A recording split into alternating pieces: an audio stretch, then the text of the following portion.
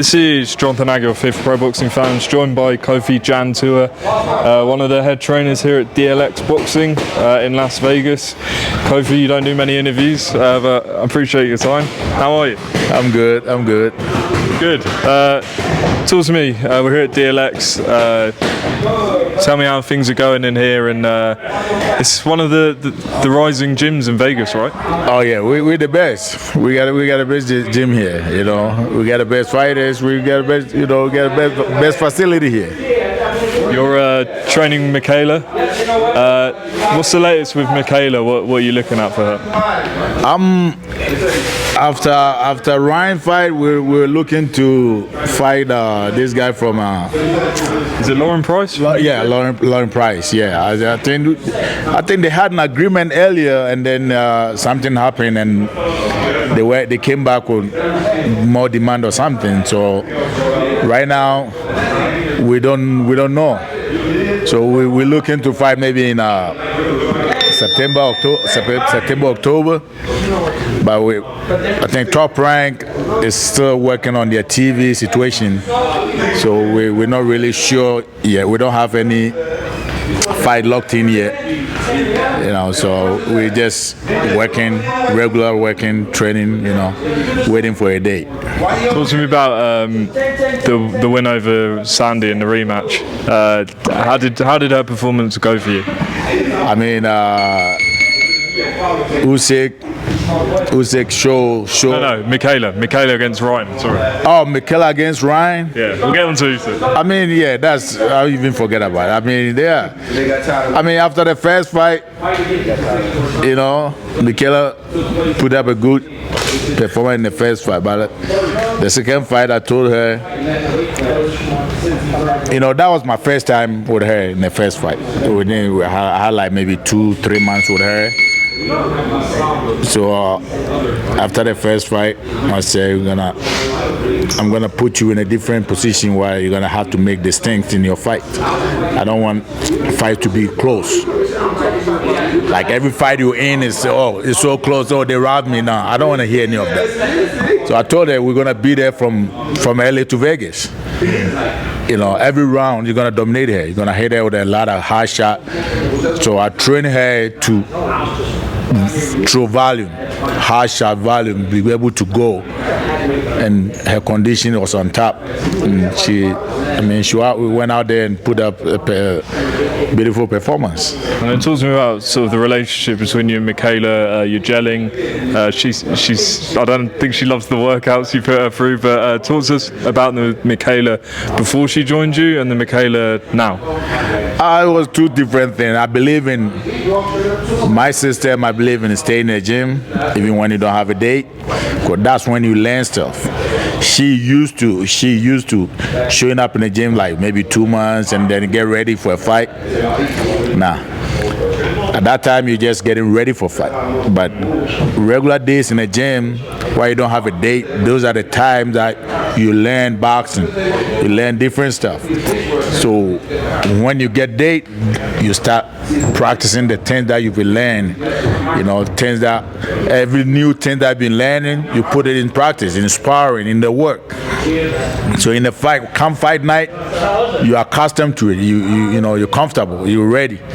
So that's how I put it in. And she was complaining, I've been training, I'm gonna burn up. I said, nah, you don't know what you're doing. Just follow the system. You know. And after her fight, she agreed, like, okay, you know, I follow your system, and it showed up. I showed up, and it looked good. So now she's happy. Now every day she show up in the gym. If we don't have a day, show up. You got to know how to train fighters. You know, coming from experience, you train fighters, not pick. You know, you give them something to work on. You treat them something different every day. So every day you show up in the gym, you're looking up to something. You have fun. We're out here having a lot of fun. Michaela Camil, they just put them competing with, on the back, on the drills, they competing against all the kids here. So it's not boring, showing up. I'm not killing you, not working you too hard, but it keep you in, consistent condition. So you help Curmel out, you help a lot of the amateurs out. Talk to us about that side of it, because especially here in DLX and a lot of the gyms in Vegas, you start from even the people who are really new to boxing to the very top guys, right? My main thing is, when I started training, I always wanted to train people that have never really boxed. Like Curmel, I started Curmel. It was maybe 7, 8 when I started him.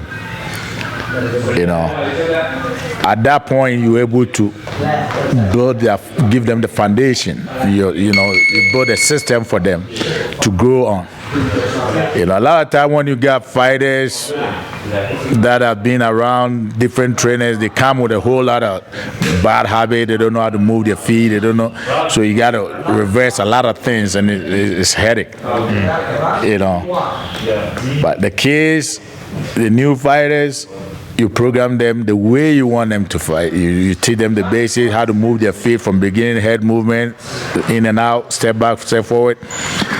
Those are the main things in boxing. That's why it's missing a lot. You see a lot of people these days, a lot of trainers look at boxing more like a midweight. Everything everybody doing make cool lines.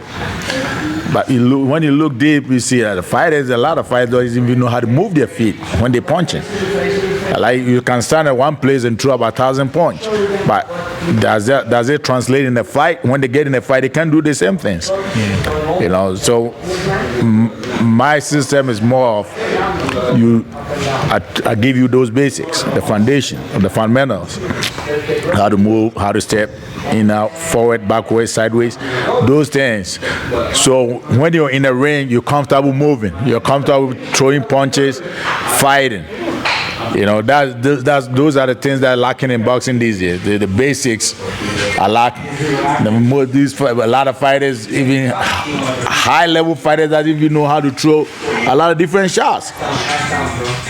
A lot of up fighters that are up these days throw like very basic punches. It's hard to get excited watching fight these days. Once in a while you see somebody that get excited about, but regularly it's hard. We need more boxing people that teach those basics. That's the boxing. That's what helps boxing.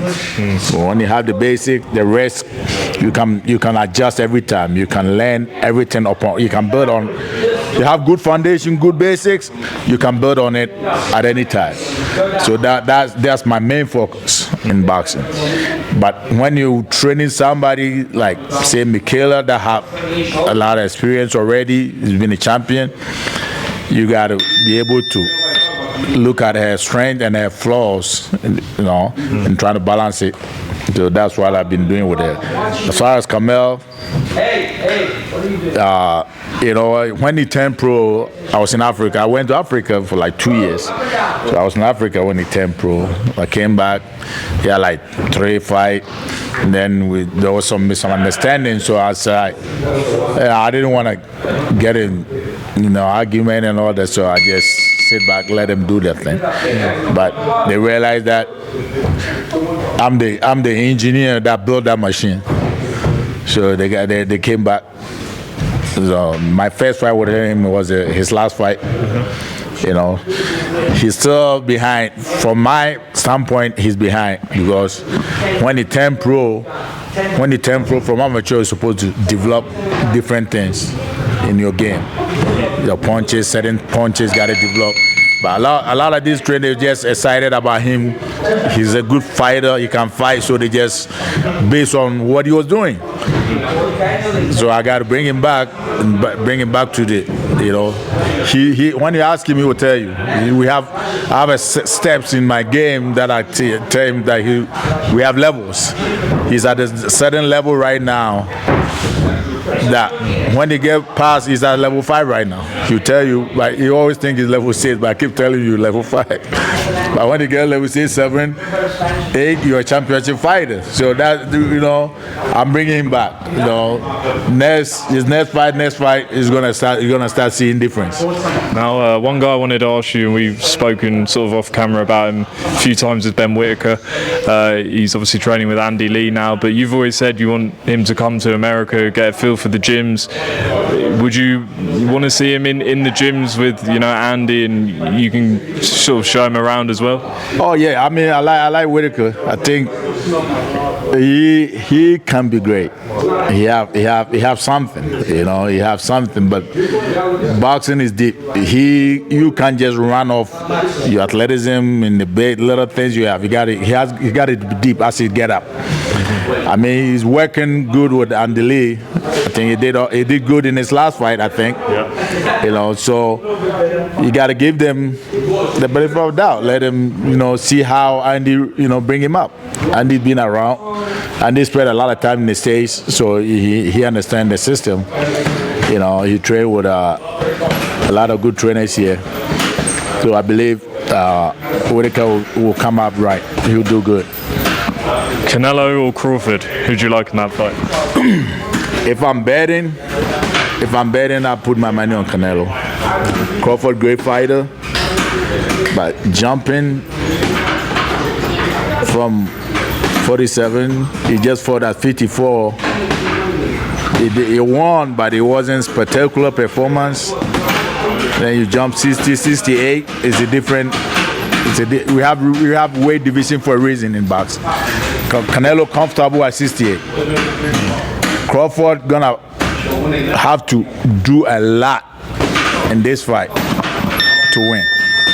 He have no time to be comfortable. He can't be comfortable in that ring. He gotta be on point and every minute, because Canelo is strong at that division. It's very solid, and he's been there. He grew there. He's been there for a while. He fought a lot of big guys.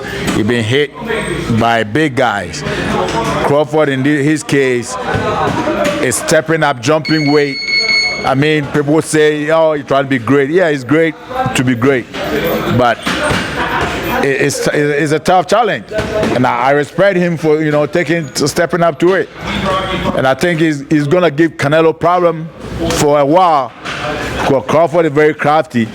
He switches. That's gonna be a challenge for Canelo to overcome. But I believe Canelo have the edge on him.